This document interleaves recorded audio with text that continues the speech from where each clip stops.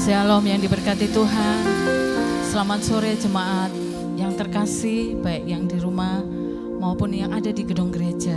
Bersyukur sore ini Tuhan masih memberikan kesempatan bagi setiap kita untuk boleh bersama-sama datang di hadapannya, memuji, memuliakan Dia. Mari bersama-sama kita akan mengawali ibadah doa kita sore hari ini dengan berdoa. Bapa yang baik, kami mengucap syukur untuk hari ini. Kami bersyukur Tuhan masih memberikan kesempatan bagi setiap kami untuk beribadah kepada-Mu. Tuhan berkati ibadah doa sore hari ini dari awal, pertengahan hingga akhir. Engkau menyertai setiap kami, Engkau melawat setiap kami, baik kami yang di rumah maupun kami yang ada di gedung gereja. Urapi setiap kami Tuhan, pakai setiap kami. Kami percaya Engkau hadir di tengah-tengah kami. Engkau memberkati setiap kami Tuhan. Dalam nama Tuhan Yesus. Haleluya. Sore ini kami bersyukur kepada-Mu Tuhan. Segala pujian kemuliaan hanya bagi-Mu Yesus.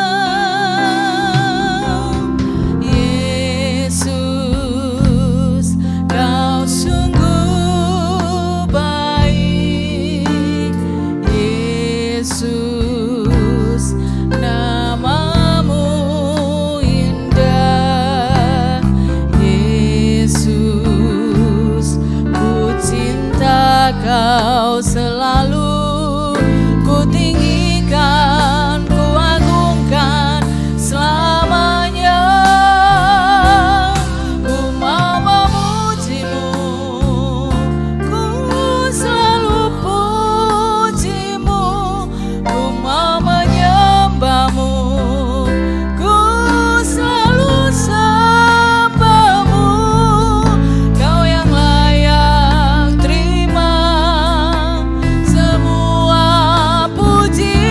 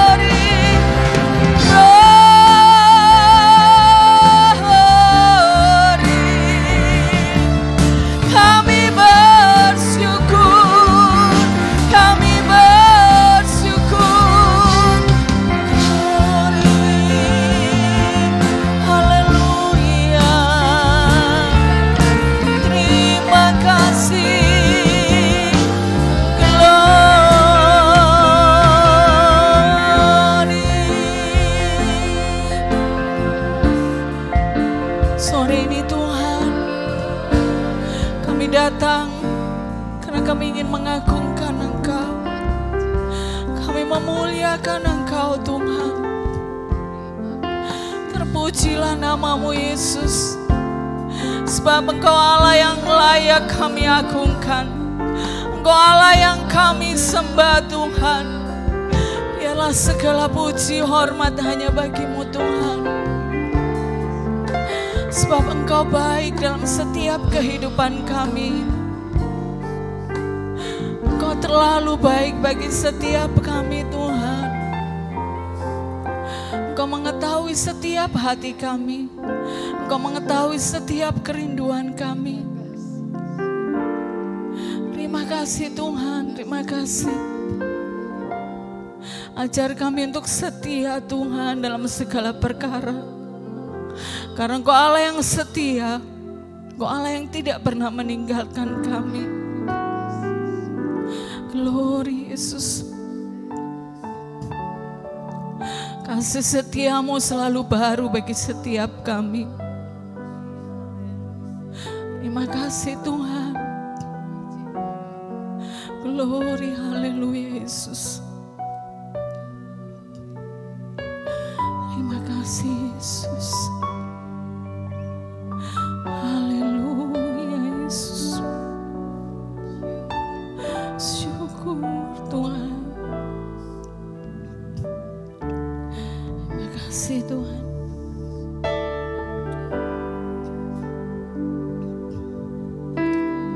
Bapa, Kau setia. Bapa, Kau mulia.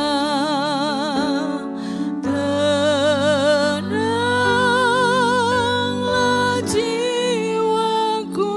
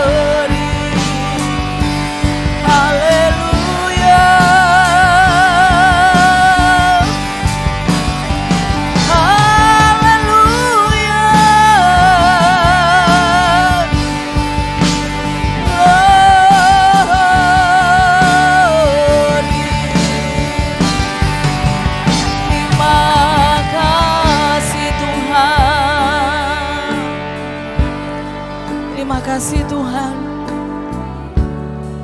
Kami bersyukur kami punya Allah yang setia. Kami tidak perlu khawatir, kami tidak perlu takut menghadapi apapun. Karena kami percaya Engkaulah satu-satunya pertolongan bagi setiap kami. Terima kasih Tuhan, terima kasih.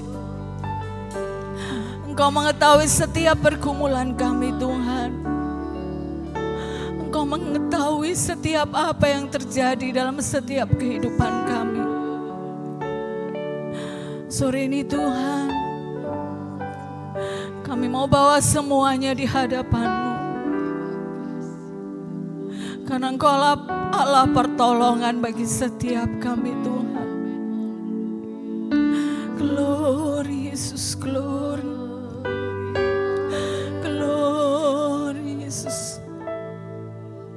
Kami terlalu yakin Tuhan, Engkau Allah yang sungguh dahsyat dalam setiap kehidupan kami. Ajar kami Tuhan untuk senantiasa berharap kepada Engkau. Glory, haleluya Yesus. Terima kasih Tuhan, terima kasih. Glory, haleluya Yesus. Terima kasih Tuhan.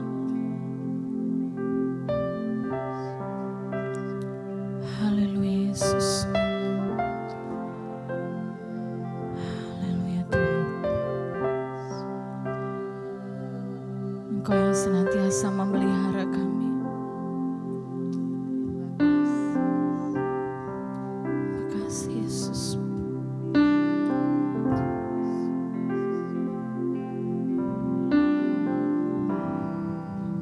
Haleluya.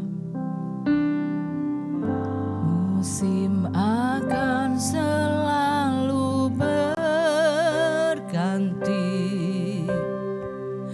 kasih Tuhan tetap abadi,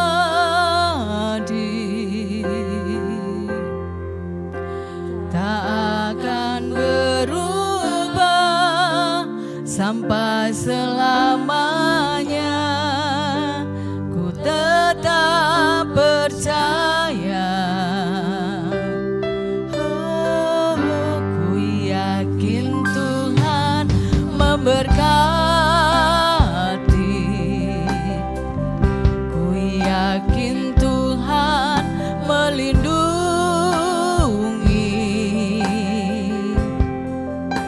burung di udara Tuhan pelihara karena kasih-Nya.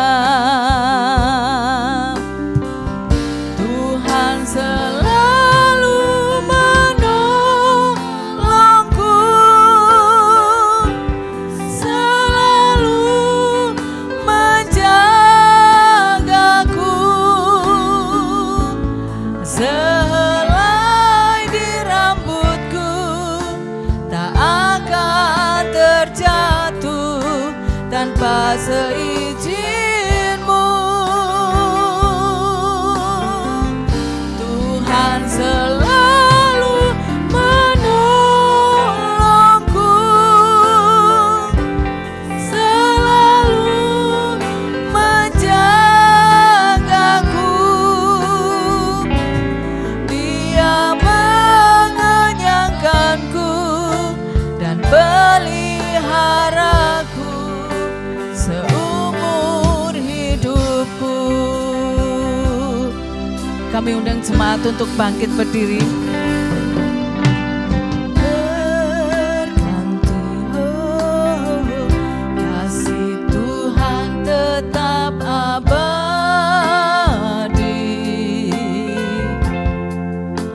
tak akan berubah sampai selamanya. Ku tetap percaya, ku yakin Tuhan memberkati, ku yakin Tuhan melindungi, burung di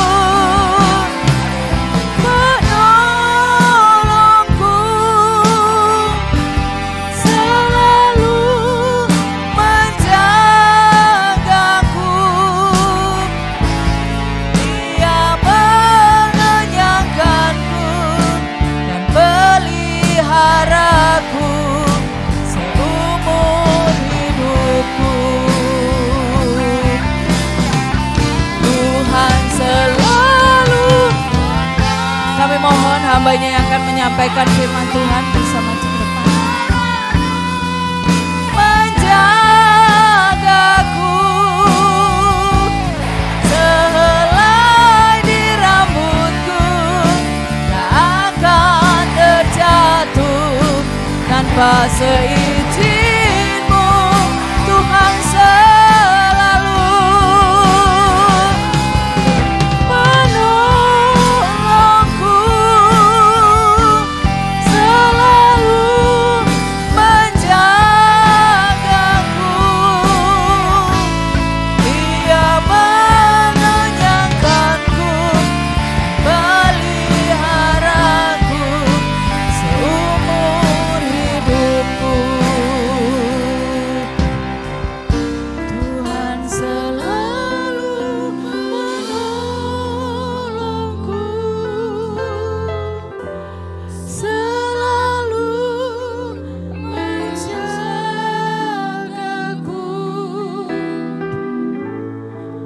Sehelai di rambutku, tak akan terjatuh tanpa seizin-Mu, Tuhan selalu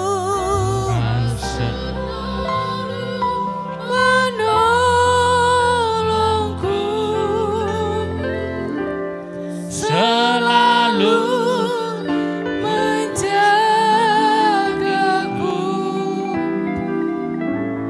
Dia mengenyangkanku dan peliharaku seumur hidupku. Tuhan selalu menolongku,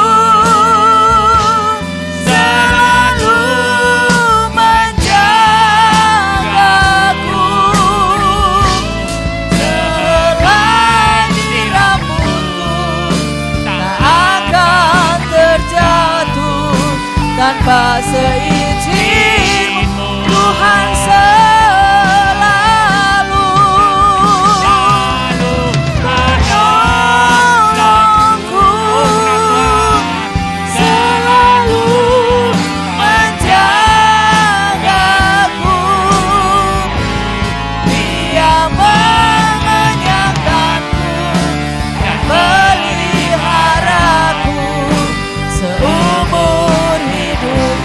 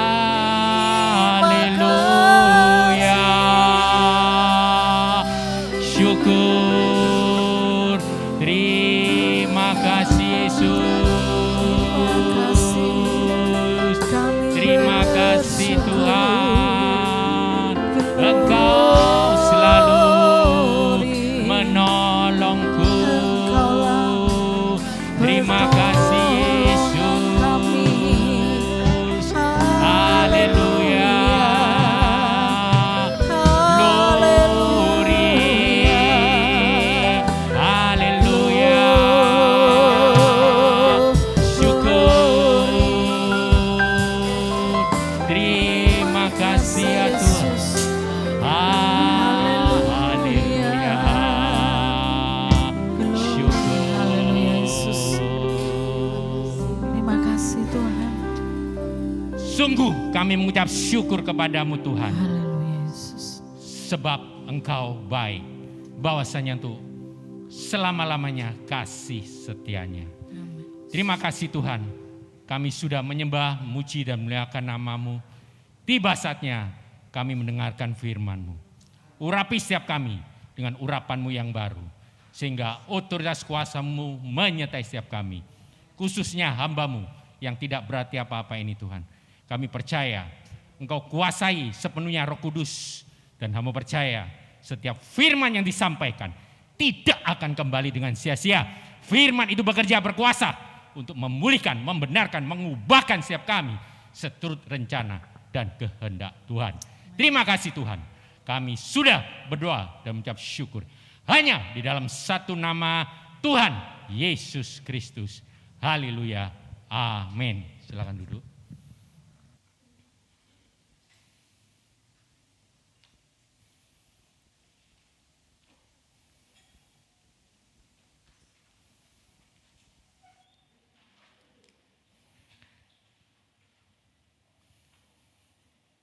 Shalom yang diberkati Tuhan.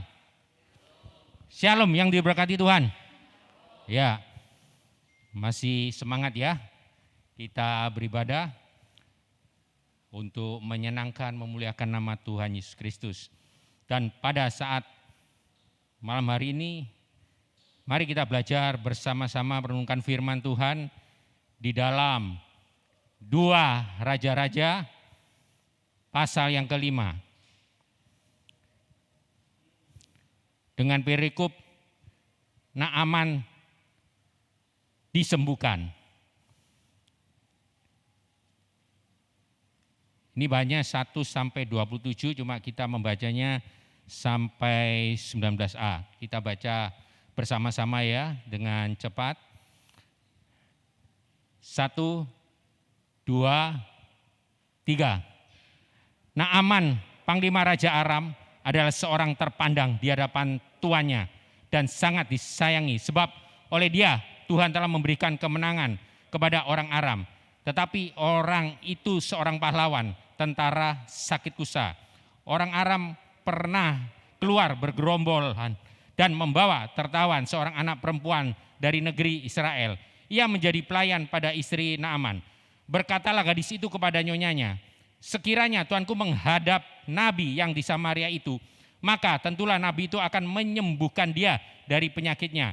Lalu pergilah Naaman memberitahukan kepada tuannya, katanya, beginilah dikatakan oleh gadis yang dari negeri Israel itu.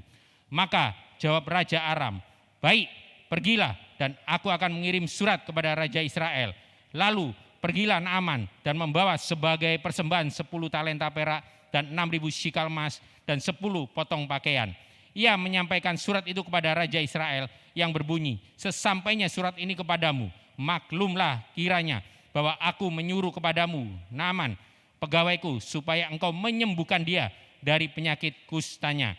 Segera sesudah Raja Israel membaca surat itu, dikoyakkannyalah pakaiannya serta berkata, alakah aku ini yang dapat mematikan dan menghidupkan, sehingga orang ini mengirim pesan kepadaku supaya kusembuhkan seorang dari penyakit kustanya.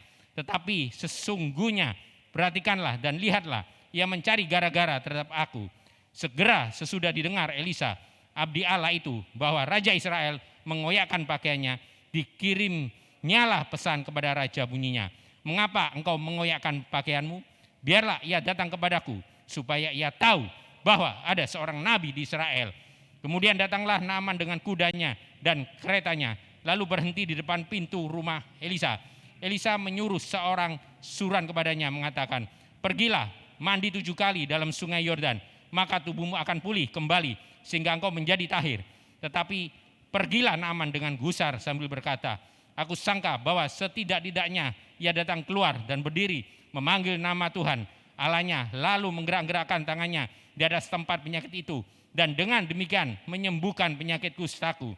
Bukankah Abana dan Parpar, sungai-sungai Damsyik lebih baik dari segala sungai di Israel? Bukankah aku dapat mandi di sana dan menjadi tahir?"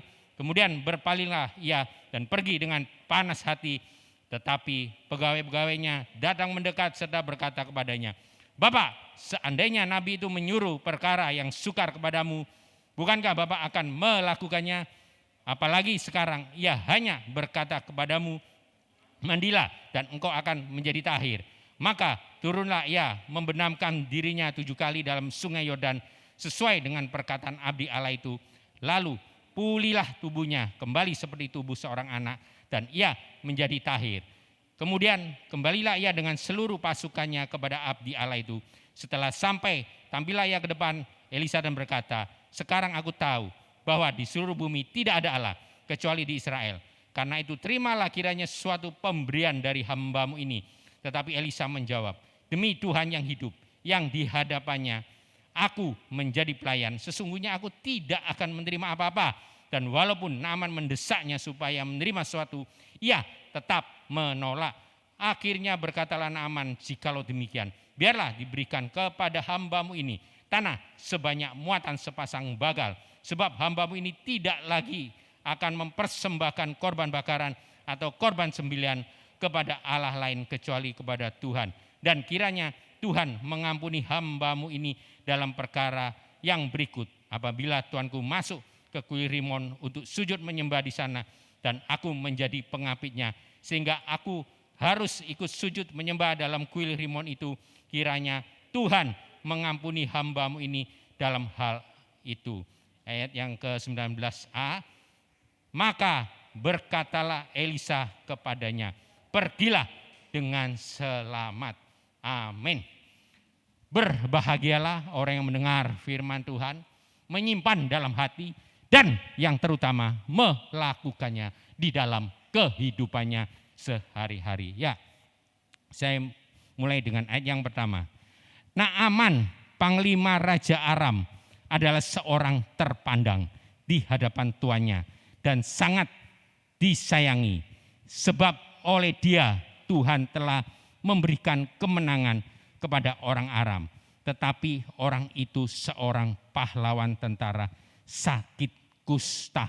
Nah, di sini dijelaskan ya bahwa Naaman panglima Raja Aram, seorang yang terpandang di hadapan tuannya dan sangat disayangi. Dan kita garis bawahi sebab oleh dia Tuhan telah memberikan kemenangan.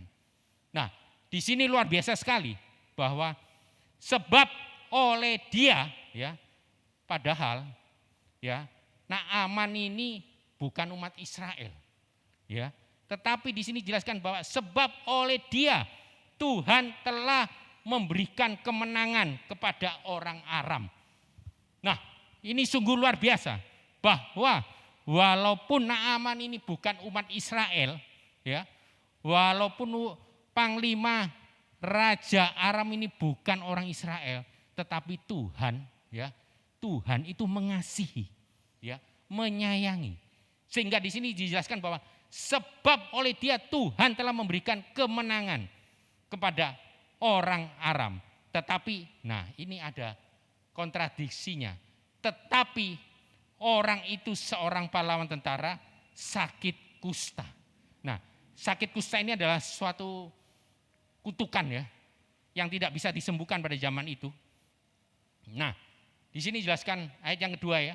Orang Aram penuh keluar bergerombol dan membawa tertawan seorang anak perempuan dari negeri Israel.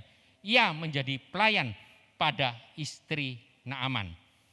Ya, kita garis bawahi ya. Ia menjadi pelayan pada istri Naaman.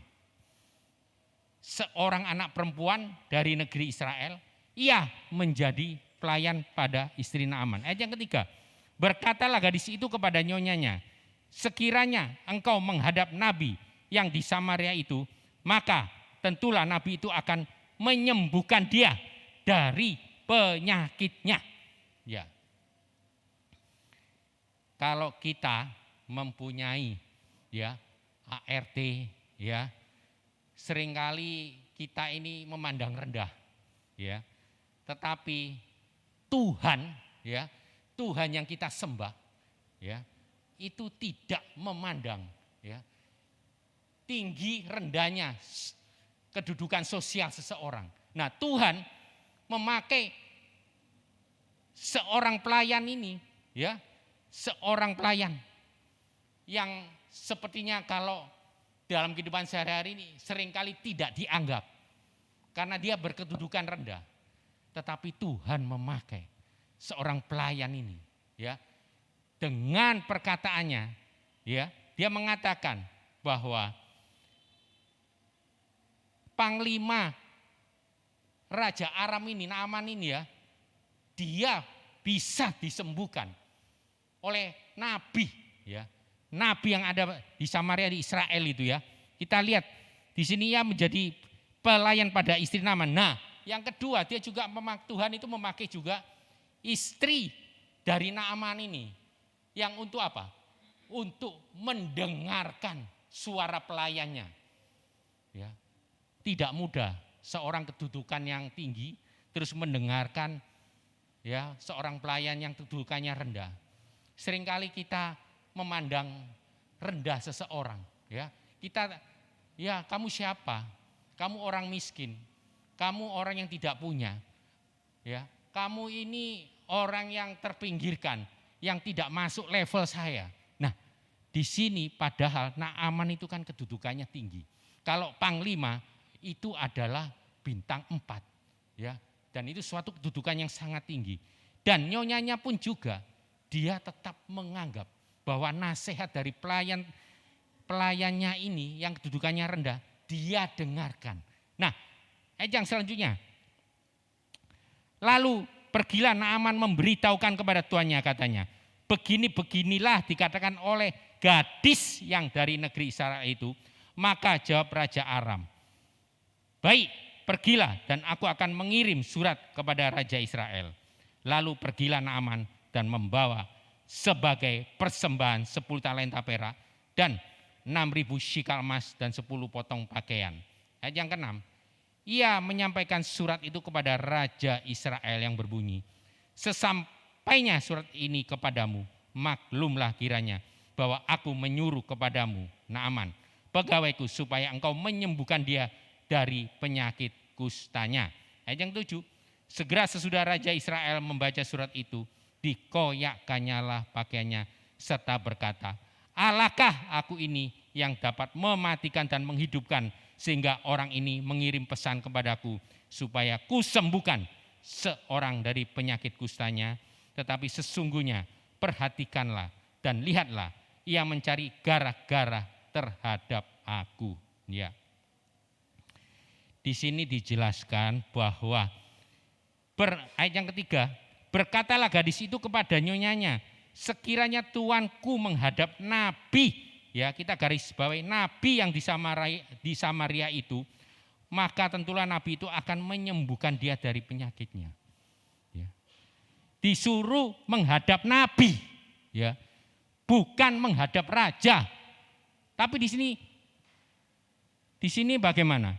Bahwa Naaman menghadap raja, maka itu tidak sesuai dengan nasihat dari gadis pelayan Naaman ini, ya. Dan itu menyalahi aturan, menyalahi nasihatnya. Nah, sehingga terjadilah di dalam ayat yang ke-7, ya, ayat yang terakhir, ia mencari gara-gara terhadap aku. Namun di dalam ayat yang ke-8, segera sesudah didengar Elisa, abdi Allah itu, bahwa Raja Israel mengoyakkan pakaiannya, dikirimnyalah pesan kepada raja, bunyinya, mengapa engkau mengoyakkan pakaianmu? Biarlah ia datang kepadaku, supaya ia tahu bahwa ada seorang nabi di Israel. Ya. Ayat selanjutnya yang 9. Kemudian datanglah Naaman dengan kudanya dan keretanya, lalu berhenti di depan pintu rumah Elisa. Ayat yang 10, Elisa menyuruh seorang suruhan kepadanya mengatakan, pergilah mandi 7 kali dalam sungai Yordan, maka tubuhmu akan pulih kembali sehingga engkau menjadi tahir. Ya, ini perintahnya sangat jelas. Namun Naaman sebagai seorang jenderal, ya, panglima, ya, dengan bintang 4, dia datang untuk menghadap Nabi Elisa, tetapi dia sepertinya diremehkan. Karena apa? Karena Nabi Elisa itu hanya menyuruh bujangnya, ya, itu memberitahukan, ya, untuk engkau kesembuh, engkau harus, ya, membenamkan tubuhmu di sungai Yordan 7 kali. Nah, Naaman dengan menjaga kehormatan dia tidak mau. Dengan keangkuhannya dia tidak mau. Ya, ayat yang selanjutnya. Tetapi pergilah Naaman dengan gusar sambil berkata, aku sangka bahwa setidak-tidaknya ia datang keluar dan berdiri memanggil nama Tuhan Allahnya, lalu menggerak-gerakkan tangannya di atas tempat penyakit itu, dan dengan demikian menyembuhkan penyakit kustaku. Ya, ayat yang selanjutnya. Ayat yang 12. Bukankah Abana dan Parpar, sungai-sungai Damsyik, lebih baik dari segala sungai di Israel? Bukankah aku dapat mandi di sana dan menjadi tahir? Kemudian berpalinglah ia dan pergi dengan panas hati. Nah, ya, di sini kita dapat melihat bahwa Naaman, ya, setelah dia tidak ditemui dengan Nabi Elisa, dia menjadi gusar. Gusar karena dia disuruh mandi 7 kali di sungai Yordan. Ya, kita tahu sungai Yordan itu kotor, ya. Nah, dia memilih Abana atau Parpar itu lebih bersih, lebih baik. Nah, seringkali kita juga seperti itu. Perintah firman Tuhan sudah jelas, ya, bahwa kita harus taat akan perintah firman Tuhan. Namun seringkali kita itu memilih-milih, ya.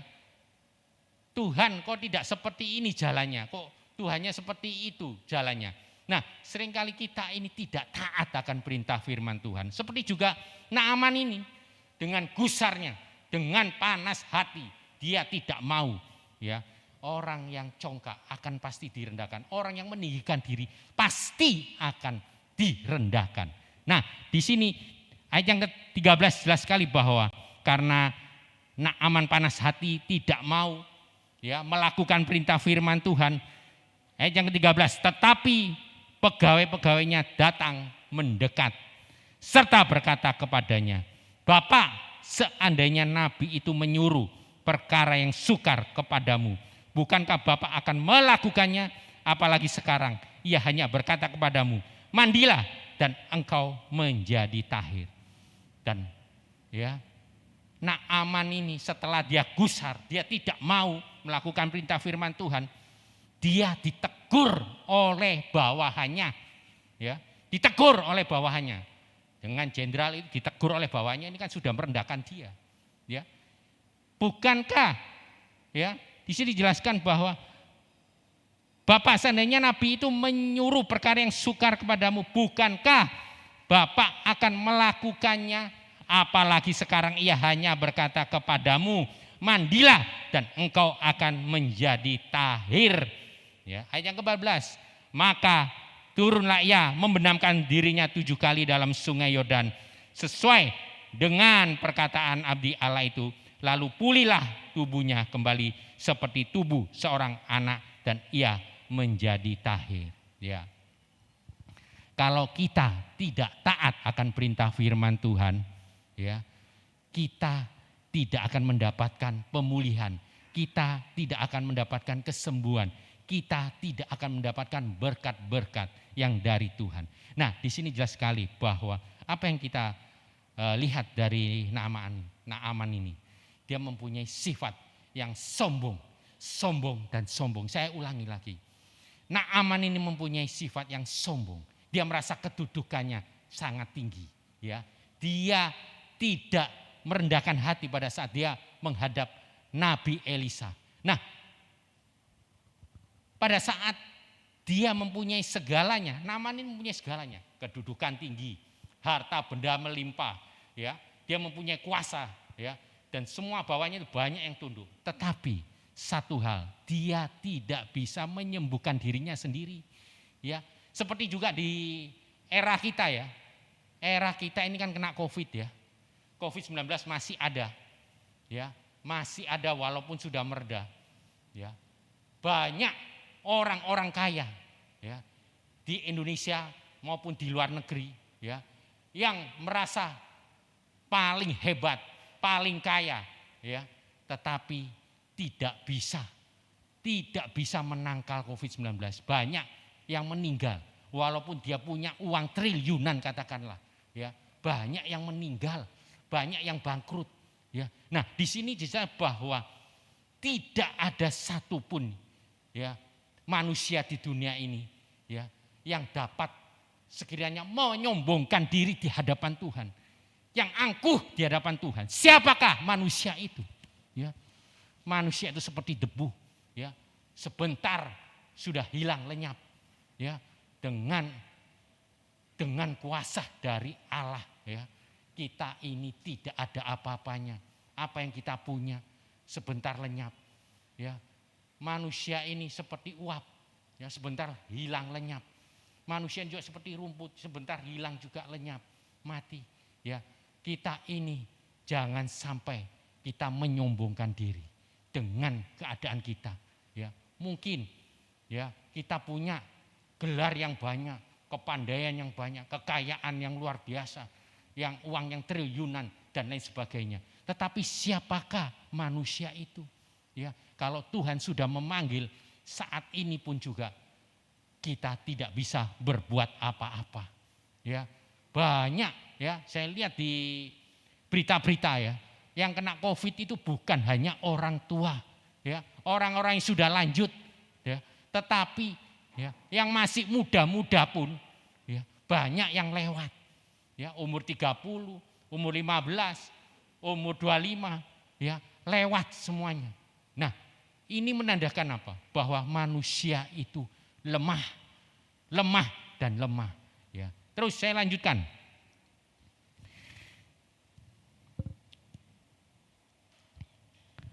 Ayat yang ke-15. Kemudian kembalilah ia dengan seluruh pasukannya kepada abdi Allah itu. Setelah sampai, tampillah ia ke depan Elisa dan berkata, sekarang aku tahu bahwa di seluruh bumi tidak ada Allah kecuali di Israel. Karena itu terimalah kiranya suatu pemberian dari hambamu ini.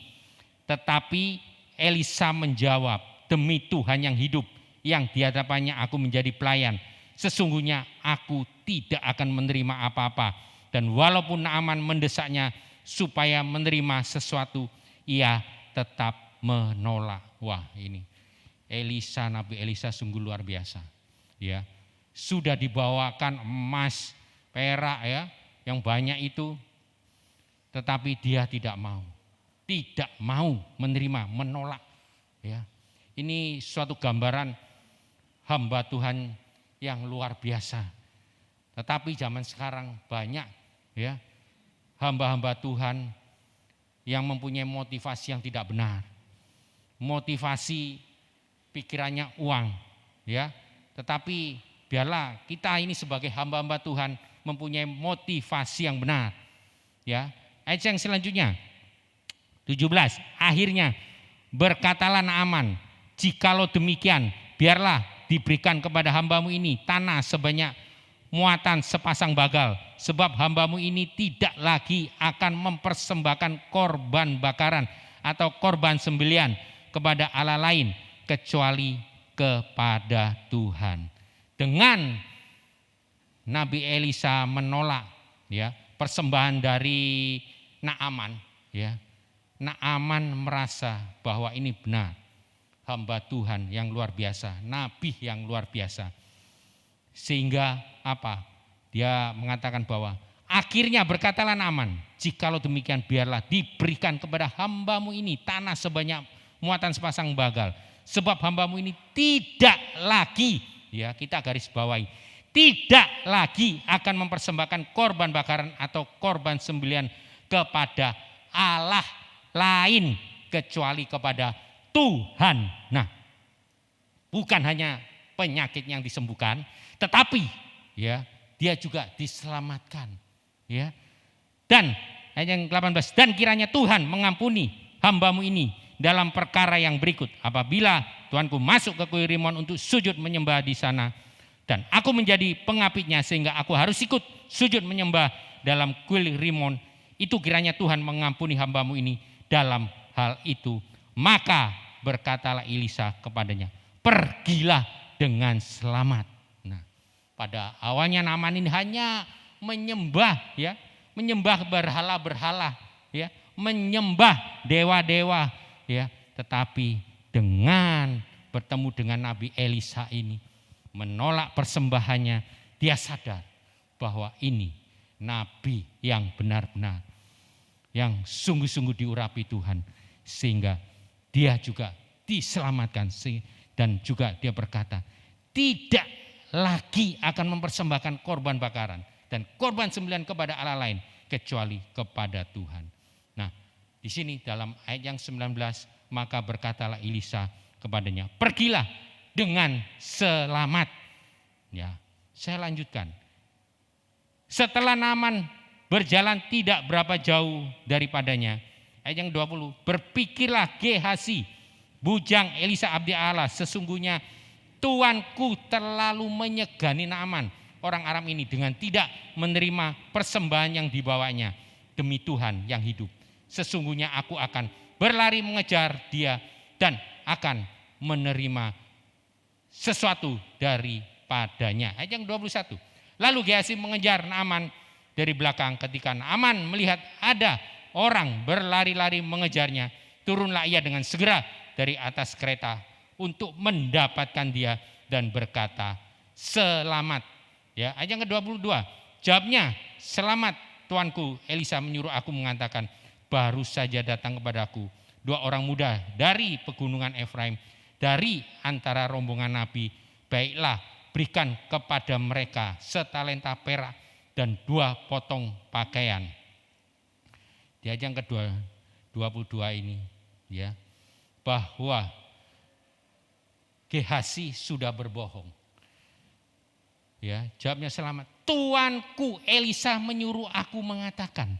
Nah, ini ya suatu kebohongan. Karena setiap kebohongan pasti ada kebohongan selanjutnya. Padahal Nabi Elisa tidak pernah menyuruh, ya. Tidak pernah menyuruh, tetapi Gehasi ini berkata, tuanku Elisa menyuruh aku mengatakan. Nah, ini suatu kebohongan. Ayat yang ke-23. Naaman berkata, silakan ambillah 2 talenta. Naaman mendesak dia dan membungkus 2 talenta perak dalam 2 pundi-pundi dan 2 potong pakaian, lalu memberikannya kepada 2 bujangnya. Mereka ini mengangkut semuanya di depan Gehasi. Ayat yang 24. Setelah mereka sampai ke bukit, disambutnyalah dari tangan mereka, disimpannya di rumah dan disuruhnya kedua orang itu pergi, maka pergilah mereka. Ayat yang ke-25. Baru saja Gehasi masuk dan tampil ke depan tuannya, berkatalah Elisa kepadanya, dari mana Gehasi? Jawabnya, hambamu ini tidak pergi kemana-mana. Ya. Ayat yang ke-22, kebohongan yang pertama. Ayat yang ke-25, kebohongan yang kedua, hambamu ini tidak pergi kemana-mana. Ya, berarti satu kebohongan akan terus berlanjut kepada kebohongan yang lain. Ya. Ayat yang ke-26, tetapi kata Elisa kepadanya, bukankah hatiku ikut pergi ketika orang itu turun dari atas keretanya mendapatkan engkau, maka sekarang engkau telah menerima perak dan dengan itu dapat memperoleh kebun-kebun, kebun zaitun, kebun anggur, kambing, domba, lembu, sapi, budak laki-laki dan budak perempuan. Ya, kita melihat di dalam Yohanes 8 ya. Yohanes 8 ayat yang ke-44. Yohanes 8 ayat yang ke-44. Saya bacakan. Iblislah yang menjadi bapakmu dan kamu ingin melakukan keinginan-keinginan bapakmu. Ia adalah pembunuh manusia sejak semula dan tidak hidup dalam kebenaran. Sebab di dalam dia tidak ada kebenaran. Apabila ia berkata dusta, ia berkata atas kehendaknya sendiri. Sebab ia adalah pendusta dan bapa segala dusta. Nah, di sini jelas sekali bahwa kalau kita seringkali berdusta, seringkali berbohong, ya, bapak kita bukan Tuhan Yesus, tetapi bapak kita adalah iblis. Nah, di sini jelaskan sekali bahwa kalau kita seringkali berbohong yang satu, terus pasti ada kebohongan-kebohongan yang lain. Ya. Ayat yang selanjutnya, ayat yang ke-27, tetapi penyakit kusta Naaman akan melekat kepadamu dan kepada anak cucumu untuk selama-lamanya. Wah, ini sangat ironis sekali ya. Tetapi penyakit kusta, ya, karena kebohongan dari Gehazi ini, dia menerima penyakit kusta Naaman akan melekat kepadamu dan kepada anak cucumu untuk selama-lamanya. Maka keluarlah Gehazi dari depannya dengan kena kusta putih seperti salju. Nah, bukan hanya Gehazi saja, tetapi kepada anak cucu. Waduh, suatu dosa, ya, dosa kebohongan, ya, dosa kebohongan ini, ya, dia sampai bukan hanya yang berbuat, tetapi anak cucunya pun juga kena. Ya. Ini sungguh-sungguh jangan diremehkan, ya, bahwa kebohongan dan kebohongan, dusta dan dusta itu jangan sampai, ya, kita remehkan. Ya, seringkali dalam kehidupan sehari-hari pun juga kita seringkali berdusta, berbohong. Ya, mungkin bohong-bohong kecil lah, ya, bohong putih, bohong hitam, ya, tetapi di mata Tuhan itu adalah suatu kebohongan. Karena kalau kita seringkali melakukan kebohongan-kebohongan itu, bapak kita bukan Tuhan Yesus, tetapi bapak kita adalah iblis. Nah, biarlah firman Tuhan pada saat malam hari ini memberikan berkat bagi setiap kita untuk terus menjalani kehidupan ini dengan sangat hati-hati. Ya, dan saya simpulkan di dalam renungan firman Tuhan ini, yang pertama, jangan sombong, ya. Yang pertama, jangan sombong, ya. Yang kedua, jangan berdusta. Jangan berdusta. Dan biarlah, ya, dengan dua hal ini saja, ya, kita bawa pulang bahwa di dalam kehidupan sehari-hari jangan pernah kita sombong, karena kesombongan itu, ya, tidak mendatangkan kebaikan. Saya mau membaca satu ayat lagi di dalam Yakobus 4 ayat yang ke-6. Ya, kita bisa lihat Yakobus. Saya diingatkan oleh Roh Kudus bahwa Yakobus 4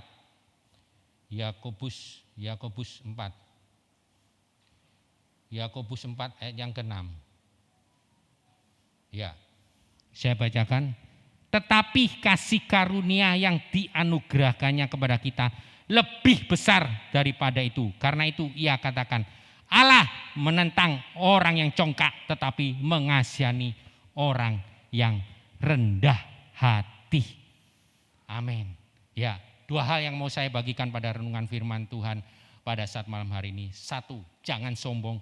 Dua, jangan berdusta. Amin. Tuhan Yesus memberkati. Saya undang song leader, singer, main musik.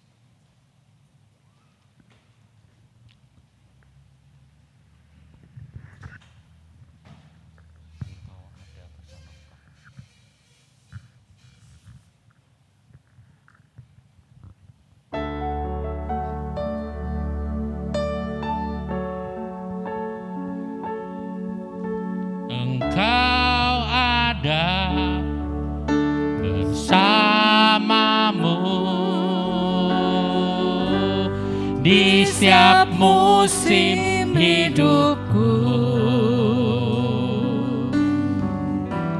Tak pernah kau biarkan ku sendiri.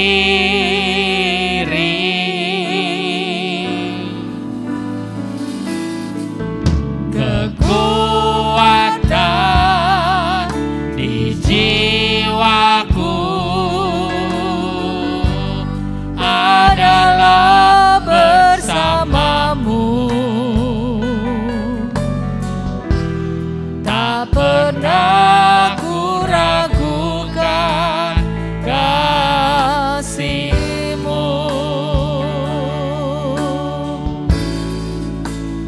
Bersama-Mu Bapa, ku lewati semua. Perkenanan-Mu yang teguhkan hatiku. Engkau yang bertindak, memberi pertolongan.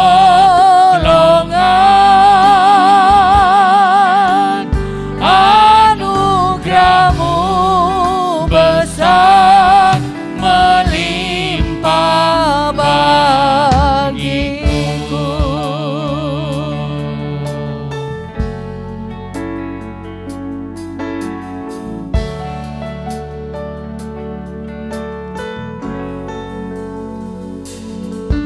Engkau ada bersamaku di setiap musim hidupku. Tak pernah kau biarkan ku sendiri.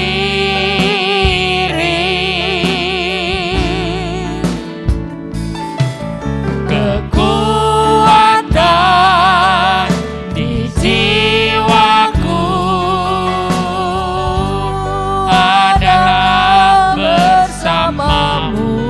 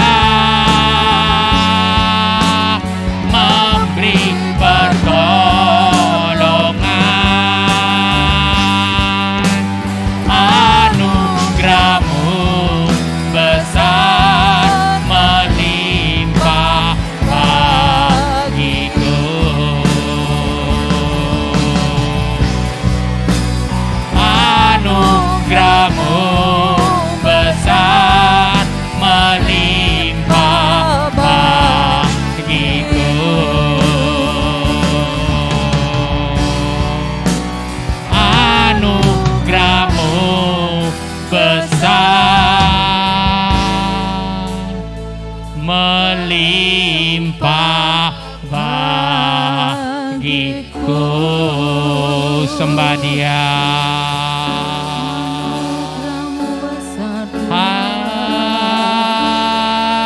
Haleluya. Glory.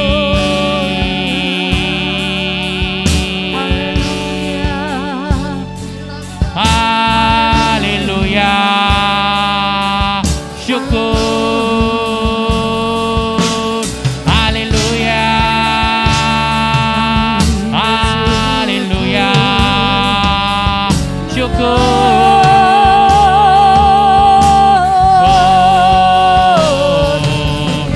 Syukur. Haleluya.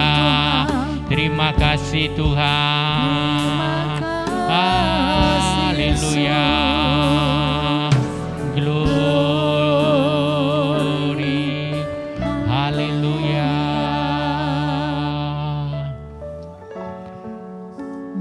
Terima kasih Tuhan. Engkau sungguh baik, sangat baik, dan teramat baik bagi setiap kehidupan kami. Terima kasih Tuhan atas firman-Mu yang terus mengingatkan kami, menegur kami. Jangan pernah kami sombong. Jangan pernah kami terus berdosa. Karena ini adalah sifat karakter dari iblis. Bukan sifat karakter Allah. Meteraikan firman-Mu Tuhan dalam setiap hati kami. Dan mampukan kami Tuhan untuk melakukannya di dalam kehidupan kami sehari-hari. Sehingga kami dapat berkenan di hadapan-Mu. Terima kasih Tuhan. Terima kasih Yesus. Mari jemaat saya kami undang untuk bangkit berdiri.